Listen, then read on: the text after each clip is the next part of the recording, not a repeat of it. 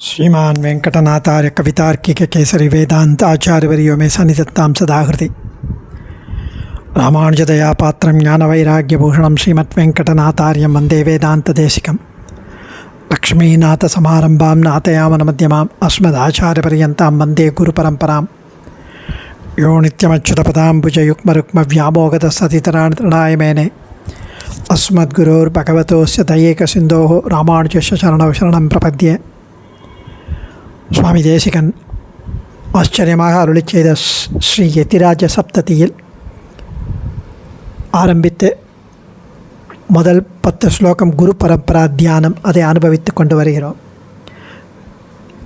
அதில் இன்றைய தினம் 9வது ஸ்லோகம் பெரிய நம்பி என்ற மகாபூர்ணர் அவரை சென்று அடைகிறேன் என்கிறார் சுவாமி. தயாநிக்னம் யதீந்திரஸ்ய தேசிகம் பூர்ணமாஸ்ரயே ஏன விஸ்வஸ்ருஜோ விஷ்ணோः அபூர்யதமனோரதः. தயாநிக்னம் யதீந்திரஸ்ய தேசிகம் பூர்ணமாஸ்ரயே ஏன விஸ்வஸ்ருஜோ விஷ்ணோः அபூர்யதமனோரதः. அதாவது உலகம் முழுவதையும் படைத்த ஸ்ரீமன் நாராயணனுடைய மனோரதமானது எந்த பெரிய நம்பிகளால் பூர்த்தி செய்யப்பட்டதோ, தயையால் நிறைந்த ஸ்ரீ பாஷ்யக்காரருக்கு ஆச்சாரியரான அந்த பெரிய நம்பிகளை ஆசிரயிக்கிறேன் என்கிறார் சுவாமி. விஸ்வஸ்ருஜக உலகை படைத்த, விஷ்ணோகோ பகவானுடைய எம்பெருமானுடைய, மனோரதா விருப்பம், ஏன உலகை படைத்த எம்பெருமானுடைய விருப்பம், ஏன எவரால், அபூரியத்தை நிறைவேற்றப்பட்டதோ, தயாநிக்னம் தயாநிக்னம் கருணைக்கு வசப்பட்ட, யதீந்திரஸ்ய தயாநிக்னம் ஸ்ரீபாஷ்யக்காரருக்கு கருணைக்கு வசப்பட்ட ஆச்சாரியரான, தேசிகம் ஆச்சாரியரான, பூர்ணம் அந்த பூர்ணமாஸ்ரயம், பூர்ணமாஸ்ரயே அந்த பெரிய நம்பிகளை, அந்த மகாபூர்ணரை அடைகிறேன், ஆசிரயிக்கிறேன், அடைகிறேன் என்கிறார் சுவாமி.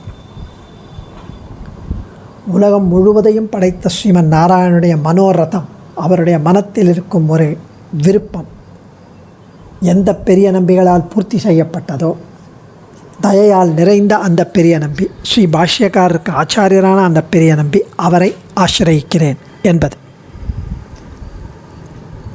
அதாவது ஹே விளம்பி வருஷம் மார்கழி மாதம் கேட்டை நட்சத்திரத்தில் ஸ்ரீரங்கத்தில் அவதரித்தார் மகாபூர்ணர் என்கிற பெரிய நம்பி. ஜேஷ்டாயாம் மார்கசீர்ஷேது ஸ்ரீரங்க க்ஷேத்திர சம்பவம் மகாபூர்ணம் குருத்தம்சம் குமுதாட்சாம்சம் ஆசிரய. குமுதா அதாவது பாரத்வாஜ கோத்திரத்தில் அவதரித்தார். பகவானுடைய குமுதாட்சாம்சர், ஸோ குமுதாட்சர் என்பவருடைய அம்சர் இவர் மகாபூர்ணர். அந்த பெரிய நம்பிகள் அவதரித்தார் ஸ்ரீரங்கத்தில்.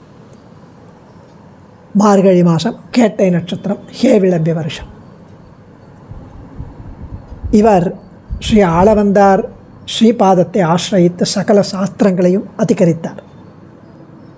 இந்த சுவாமியை சேர்ந்து 15 பேர் ஆளவந்தாரின் சிஷ்யர்கள். ஸ்ரீ பெரிய நம்பிகள் தான் பிரதான சிஷ்யர். ஆச்சாரியரின் நியமனப்படி ஸ்ரீரங்க க்ஷேத்திரத்தில் சம்பிரதாய கிரந்தங்களை சிஷ்யர்களுக்கு உபதேசித்து வந்தார். இவரை ஆசிரயித்த சிஷ்யர்கள் பகவத் ராமானுஜர் 1, 2 மலை குனிய நின்றார் அப்படின்னு 2வது, ஆரிய ஸ்ரீ சடகோபதாசர் 3வது, அணியரங்கத் அமுதனார் 4வது, திருவாய்க்குலமுடையான் பட்டர் 5வது, திருக்கச்சி நம்பி 6 பேரும்.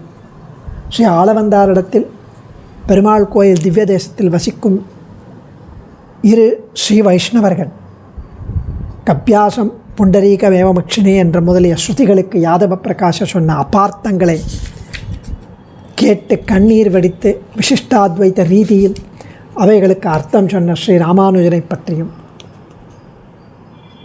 விந்திய மலையிலிருந்து ஓரிரவில் பேரருளாளனும் பெருந்தேவி தாயாரும் ராமானுஜனை மீட்டு வந்த ரட்சித்ததையும் ஆளவந்தாருக்கு விஞ்ஞாபித்தார்கள். அதாவது ஜீவர்கள் பிறவிதோறும் செய்யும் கணக்கற்ற பாபங்களை பக்தி பிரபத்தி முதலிய உபாயங்களை அனுஷ்டித்து போக்கிக் கொண்டு தன்னை அடைந்து பேரின்ப வாழ்வை பெற வேண்டும் என்ற பெருநோக்கத்தோடு உடலையும் புலன்களையும் அழித்து உதவுகிறான் பரமன். எல்லாம் சுவாமி தேசிகன் உபகார சங்கிரகத்தில் ஆச்சரியமாக தெரிவிக்கிறார். எனவே ஜீவர்கள் பரதத்துவம் ஸ்ரீ ரங்கநாதனே என தேர்ந்து அவன் திருவடிகளை ஆசிரயித்து உய்ய வேண்டும். பாமர மக்களும் உய்ய வேண்டி ஸ்ரீமத் சடகோபமுனி, ஸ்ரீமத் நாதமுனி, ஸ்ரீமத் யாமுனமுனி ஆகிய ஆச்சாரியர்களை கொண்டு தத்துவ பிரச்சாரம் செய்யப்பட்டு ஸ்ரீ வைஷ்ணவ சம்பிரதாயம் தழைத்து வளர்ந்தது. இதனால் பல பேர் பிரபத்தி மார்க்கத்தில் இருந்து திவ்ய தம்பதிகளின் சரணார விந்தங்களை பற்றி கொண்டு தொண்டு செய்து கைங்கரியம் செய்து உய்ந்து வந்தனர். இந்த சமயத்தில் நாஸ்திகர்களும் வேதங்களுக்கு அபார்த்தங்களை கூறி குதிருஷ்டிகள் எம்பெருமானின் ரூப குண விபூதிகளை மறைக்கும் பாஷண்டிகளும் மலிந்த சத்சம்பிரதாயம் மறைந்து ஸ்ரீமத் ராமானுஜரே இந்த தீமைகளை அகற்றி ஸ்ரீ வைஷ்ணவம் அந்த சத்சம்பிரதாயத்தை மீண்டும் தழைக்கச் செய்யும் ஆற்றல் மிக்கவர் என்று பகவான் சங்கல்பித்து பெரிய பெருமாள் பெரிய நம்பியை கோயிலுக்கு அழைத்து அர்ச்சாமுகமாக நியமித்தார். அவரும் எழுந்தருளி நீர் இளையாழ்வானுக்கு ஆளவந்தார் அருளி செய்த வேதாந்த சாஸ்திரங்களை உபதேசித்து அவரை கொண்டு நம் சித்தாந்தத்தை விளங்கும்படி செய்யும் என்று நியமித்தார்.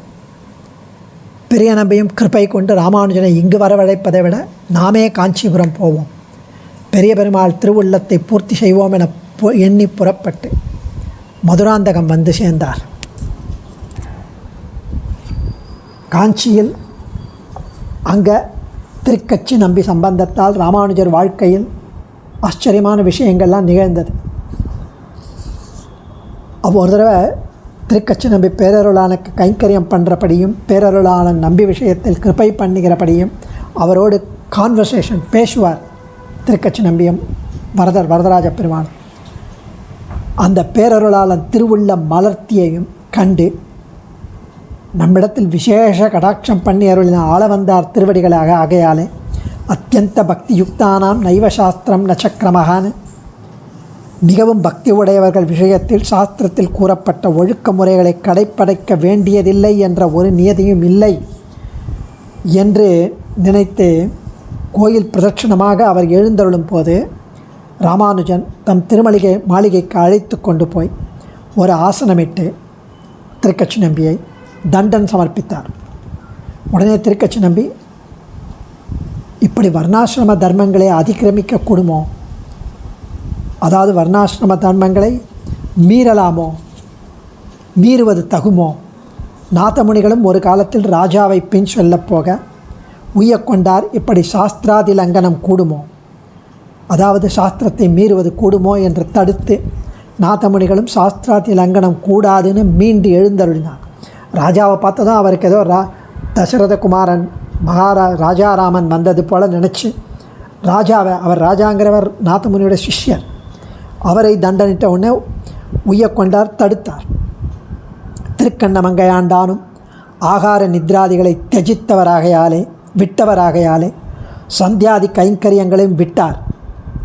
சந்தியாதி கைங்கரியங்களுக்காக ஆகாதி தேக தர்மங்களை அங்கீகரித்திருக்கிற ஏற்றுக்கொண்டிருக்கிற தேவரீர்களுக்கு சாஸ்திராதி லங்கனம் கூடாது என்று அருளி செய்ய அதை கேட்டு இளையாழ்வாரும் தெளிந்து சில நினைவுகளை தெளிந்து சேவிக்க, அதாவது தண்டன் சமர்ப்பிக்கக்கூடாது, ஆகிலும் சில நினைவுகளை அடியேன் மனசில் இருக்க அவை எவை என்று பெருமாளுக்கு விண்ணப்பம் செய்து அவர் அருளி செய்த அர்த்தத்தை அடியேனுக்கு அருளி செய்ய வேண்டும் என்று விண்ணப்பம் செய்ய நம்பிகள் திருவுள்ளம் பற்றி அவர் ராமானுஜர் அங்கேருந்து வந்து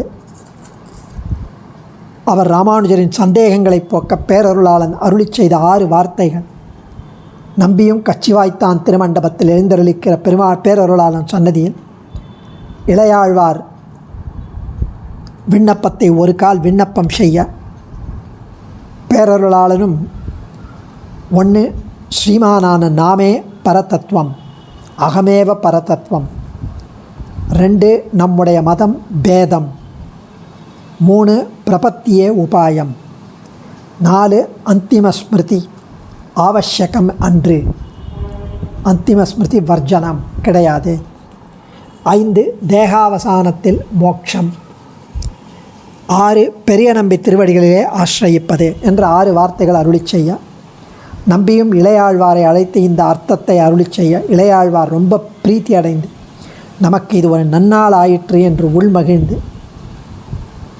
யஸ்ஸோத்ரம் பகவத் பக்தம் நிஷாதம் ஸ்வபச்சம் ததா வீக்ஷதே ஜாதி சாமான்யாத் ச யாதி நரகம் நரக. பகவத் பக்தனான சூத்ரனையோ வேடனையோ நாய் மாம்சம் உண்பவனையோ அந்த ஜாதியில் பிறந்த மற்றவர்களுக்கு சமமாக எண்ணும் மனிதன் நரகத்தை அடைவான். அதாவது இதிகாச சமுச்சயம் தெரிவிக்கிறதா, அபராதங்கள் புகுறாமல் சாஸ்திராதி லங்கனமும் பண்ணாமல் கிருத்தஜத்தை தோற்றும்படி பிரதிபத்தி பண்ணி கொண்டிருந்தார், பக்தி பண்ணி கொண்டிருந்தார். அதாவது அந்த ஸ்லோகத்துக்கு அர்த்தம்னா, பகவத் பக்தனான சூத்ரனையோ வேடனையோ நாய் மாம்சம் உண்பவனையோ அந்த ஜாதியில் பிறந்த மற்றவர்களுக்கு சமமாக எண்ணும் மனிதன் நரகத்தை அடைவான். பகவத் பக்தனை மீதி பேருக்கு சமமாக எண்ணக்கூடாது, அந்தந்த ஜாதியில் இருப்பவனை சமமாக எண்ணக்கூடாது. பகவத் பக்தன் இஸ் ஸ்பெஷல். ஸோ காஞ்சியில் வரதராஜ பெருமாள் திருக்கட்சி நம்பி மூலமாக ராமானுஜரை பெரிய நம்பி ஆசிரயிக்கும்படி நியமிக்க அவரும் புறப்பட்டு மதுராந்தகம் வந்து சேர அவருக்கு மந்திரார்த்தங்களை உபதேசித்து பின்பு ஸ்ரீரங்கத்தில் வேதாந்தார்த்தங்களை உபதேசித்தார். இவ்வாறு பெரிய நம்பிகள் உடையவர் விஷயத்தில் தயாபூர்ணராய் கருணை நிறைந்தவராய் இருந்தார். உடையவர் மூலமாக மக்களை திருத்தி பணி கொண்டதால் எல்லாரிடமும் தயாபூர்ணராய் இருந்தார். ஸோ பெரிய பெருமாளுடைய திருவுள்ளத்தை மனோரதத்தை பூர்த்தி செய்து பகவத ஆச்சாரியரானபடியால் அவருக்கு பூர்ணத்துவம் நிறைவு பெற்றது. அதனால் பூர்ணமாசிரயம், பூர்ண மகா பூர்ணர், இத்தகு பெரிய நம்பியை ஆசிரயிக்கிறேன், பூர்ணமாசிரியை வணங்குகிறேன் என்கிறார். அதாவது இதை பழவேரி வில்லிவலம் லக்ஷ்மி நரசிம்மாச்சாரும் பெரிய நம்பி பற்றிய ரொம்ப ஆச்சரியமாக அனுபவித்திருக்கிறார். அதாவது ஆளவந்தார் அதாவது இந்த 2 நிகழ்ச்சிகள், ஒன்று யாதவ பிரகாசம் கிட்ட சர்வம் கலுயுதம் பிரம்மா என்ற உபனிஷத் வாக்கியத்துக்கு அத்வைத மதப்படி அர்த்தத்தை விளங்கினார். அந்த அர்த்தத்தை இசையாத ராமானுஜர் யாதவ பிரதா கிட்ட சிஷ்யராக இருந்தவர் விசிஷ்டாத்வைத மதப்படி அர்த்தத்தை கூறினார். யாதவ பிரகாஷருக்கு ரொம்ப கோபம் வந்துடுது. இளையாழ்வாரே, இன்று முதல் நீ இருக்க வேண்டாம், உமக்கு உகந்த இடத்திலே வசியும் என்று கூறிவிட்டார். அது முதல் ராமானுஜர் காஞ்சியில் காலக்கிணற்றில் சாலை கிணறில் திருமஞ்சன தீர்த்தம் செய்து கொண்டு வருவது முதலிய பேரருளாளன் கைக்கரியத்தை செய்து வந்தார். ஸோ இந்த கப்பியாசம் ஏவ புண்டரீகமேட்சணி அதுக்கும் இதையும் 2 நிகழ்ச்சிகளையும் கேள்வியுற்ற ஆளவந்தார் பேரருளாளனிடத்தில் தான் பண்ணிய சரணாகதி பலித்தது என்று சந்தோஷம் கொண்டு பெரிய நம்பிகளை நியமித்து காஞ்சியிலிருந்து நம் ராமானுஜனை சீக்கிரம் இங்கு அழைத்து வாரும் என்று சாதித்தார். ஸோ ஆளவந்தார் பெரியகிட்ட சாதித்தார் என்று ஒரு குரு பரம்பரை, இன்னொன்று சொல்கிறது ரங்கநாதனே அர்ச்சாமுகேன ராமானுஜரை அழைத்து வாரும் என்று தெரிவித்ததாக கூறுகிறது. ஆச்சாரியன் நியமனப்படி ஸ்ரீ பெரிய நம்பிகளும் பெருமாள் கோயில் வந்தடைந்தார். அப்போது ஸ்ரீ ராமானுஜன் சாலக்கிணற்றிலிருந்து திருமஞ்சன தீர்த்தம் கொண்டு வர பெரிய நம்பிகள் ஆளவந்தார் அருளிய ஸ்தோத்திர ரத்தத்திலிருந்து பிரம்மா சிவசதமக பரமஸ்வராடி தேதேபியஸ்ய மகிமார்ணவ விப்ருஷஸ்தே கஸ்ரீஸ்ரீய புண்டரீக நயன புருஷோத்தம கஹா என்கிற ஸ்லோகத்தை அனுசந்தித்தார். இதை கேட்ட ஸ்ரீ ராமானுஜர், இதனை அருளி செய்த மகான் யார், இவ்வளவு ஆச்சரியமான ஸ்லோகங்களை என்று பெரிய நம்பிகளை கேட்க ஆளவந்தார் அருளி செய்தார் என பெரிய நம்பிகள் பதிலளித்தார். அந்த மகானை சேவிக்க வேண்டும் என்று இளையாழ்வார் கூற, பெரிய நம்பிகளும் நம்முடன் வந்தால் அழைத்துச் செல்கிறோம் என கூற, ராமானுஜர் அவருடன் திருமஞ்சன தீர்த்தத்தை வைத்துவிட்டு ஸ்ரீரங்கத்திற்கு புறப்பட்டார். இருவரும் ஸ்ரீரங்கம் சென்ற சமயத்தில் ஸ்ரீ ஆளவந்தார் பரமபதித்து விட்டார். ஸ்ரீ ராமானுஜர் சோகம் கொண்டவராய் ஸ்ரீ ஆளவந்தாரின் திருமேனியை சேவித்து, அந்த நேத்தியை நம்ம அனுபவித்தோம், அந்த 3 விரல்கள் மடங்கி இருந்தது, ஸ்ரீ ஆளவந்தாரின் அனுகிரகத்தினால் அடியேனை கொண்டு இந்த 3 கைங்கரி ஆளவந்தார் 3 மனோரதங்கள் பூர்த்தி பண்ணி செய்ய கடவன் என்று விண்ணப்பித்த மாத்திரம் 3 வேல்களும் திறந்ததுன்னு அனுபவித்தோம். கொஞ்ச நாட்கள் ஸ்ரீரங்கத்தில் தங்கி பெரிய பெருமாளை மங்களாசாசனம் செய்து பின்னர் பெரிய நம்பிகளிலிருந்து நியமனம் பெற்று ஸ்ரீ காஞ்சிபுரம் வந்துவிட்டார் ராமானுஜர். ஸ்ரீ ஆளவந்தாரின் சிஷ்யரான திருக்கச்சி நம்பிகளிடத்தில் ராமானுஜர் தம் மனத்தில் உள்ள விஷயங்களை கேட்டு அதில் ஒன்று பெரிய நம்பிகள் திருவடிகளில் ஆசிரியப்பதுன்னு நம்ம பார்த்தோம். அதன்படி பேரருளாளன் நியமனப்படியும் ராமானுஜர் பெரிய நம்பிகளை ஆசிரியிக்க பெருமாள் கோயிலிருந்து புறப்பட்டு பெரிய கோவிலுக்கு ஸ்ரீரங்கத்திற்கு புறப்பட்டார். அங்கே பெரிய நம்பிகள் அர்ச்சாமுகேன ஸ்ரீரங்கநாதன் அனுகிரகித்து ஆக்ஞைப்படி காஞ்சிபுரத்திற்கு வரும்பொழுது வழியில் மதுராந்தகத்தில் பெரிய நம்பிகளை கண்டார் ராமானுஜன்.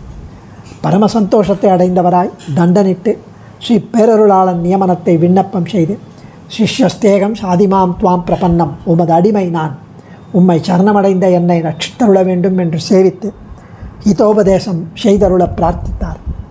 பெரிய நம்பிகள் பேரருளாளன் சன்னதியில் உபதேசம் செய்கிறோன் என்று சொல்ல ராமானுஜன் கூடாது, விளம்பிக்காமல் இப்பொழுதே செய்ய வேண்டும், இங்கே செய்ய வேண்டும், இன்றே செய்ய வேண்டும், இன்னே செய்ய வேண்டும் என வேண்டினார்.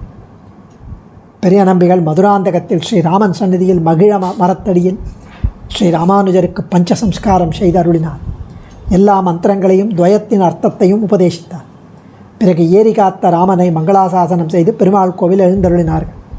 இன்றைக்கும் மதுராந்தகத்தில் ஆவணி மாதம் சுக்ல பஞ்சமியில் பஞ்சசம்ஸ்கார உற்சவம் நடைபெறுகிறது. ஸ்ரீ ஏரிகாத்த ராமர் சந்நிதியில் ஸ்ரீ பாஷ்யக்காரர் திவ்யமங்கள விக்கிரகம் கிரகஸ்தராய் பெரிய நம்பிகளுடன் எழுந்தருளியுள்ளார். துவயம் உபதேசத்தாலும் இது துவயம் விளைந்த திருப்பதி என்ற இத்தலத்திற்கு பெயர். பெருமாள் கோவிலில் ஸ்ரீ ராமானுஜர் தான் எழுந்தருளியிருந்த கிரகத்திலேயே ஸ்ரீ பெரிய நம்பிகள் தங்குவதற்கு ஏற்பாடு செய்தார். காஞ்சிபுரத்தில் நம்பிகளிடத்திலேயே வியாச சூத்திரங்களையும் அதன் அர்த்த விசேஷங்களையும் திருவாய்மொழி நீங்களாக மற்ற திவ்ய பிரபந்தங்களையும் கற்றார். பகவத் ராமானுஜர் ஸ்ரீ பெரிய நம்பிகளிடத்தில் மிகுந்த ஆச்சாரிய பக்தியை உடையவர்.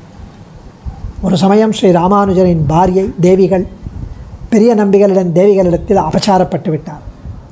இதனை கேட்ட ஸ்ரீ ராமானுஜர் மனைவியிடத்தில் கோபப்பட்டு மனைவியையும் இல்லறத்தையும் துறந்து சந்நியாச ஆசிரமத்தை ஸ்வீகரித்தார் என குரு பரம்பரையில் கூறுகிறார்.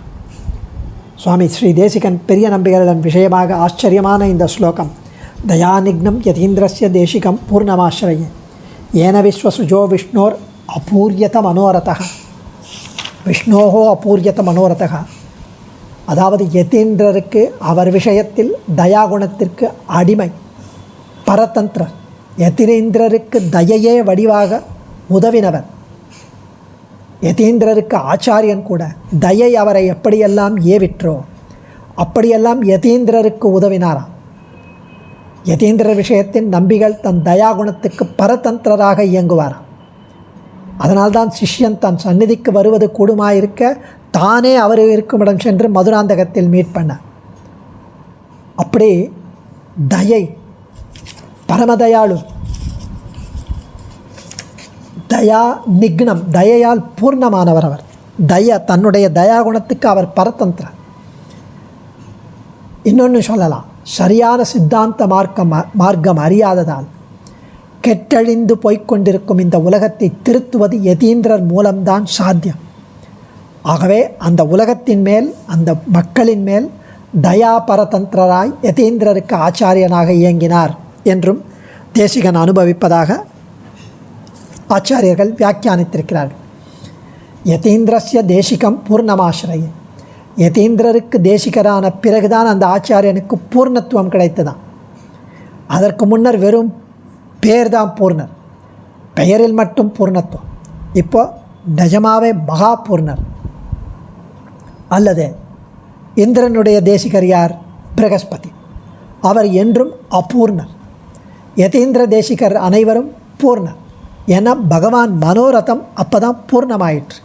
இது பெரிய சந்தோஷ விஷயம்தானே.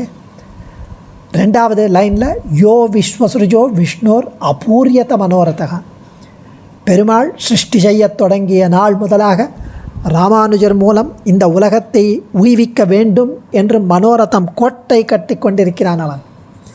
எப்போ ராமானுஜர் வருவா, எப்போ இந்த உலகத்தை உய்விக்கிறான், பொலிக பொலிக பொலிக போயிற்று வள்ளுயிர் சாபம் எப்போ நடக்கும். கடைசியில் பெரிய நம்பிகள் மூலம்தான் அந்த மனோரதம் நிறைவேற்றிற்று. இப்படி இருக்க நம் மனோரத பூர்த்தி எத்தனை எளிது. அதனால் அவரை ஆசிரியப்பேனாக என்கிறார் தேசிகன். மற்றைய ராமானுஜருடைய மற்றைய ஆச்சாரியர்கள் யார் அப்படின்னா, ஒன்று திருக்கோஷ்டியூர் நம்பி, கோஷ்டி பூர்ணர் என்பர். இன்னொன்று திருமலை நம்பி, ஸ்ரீசைல பூர்ணர் என்பர். மூணாவது திருக்கட்சி நம்பி, காஞ்சி பூர்ணர் என்பர். இவர் ஒருவர்தான் மகா பூர்ணர். பெருமாள் மனோரதத்தை தீர்த்து வைத்தவர். உலக மக்களை தம் அருள்மொழிகளால் ராமானுஜர் திருப்தி பணிகொள்ள வேண்டும் என்ற மனோரதத்தை தீர்த்து வைத்தவர். அப்படிப்பட்ட ஆச்சரியமான பெரிய நம்பிகளின் திருவடியை ஆசிரியிக்கிறேன் என்கிறார் சுவாமி தேசிகன். ஆச்சாரியன் திருவடிகளே சரணம். கவிதார்க்கிக சிம்ஹாய கல்யாண குணசாலினே ஸ்ரீமதே வெங்கடேஷாய வேதாந்த குரவே நமः.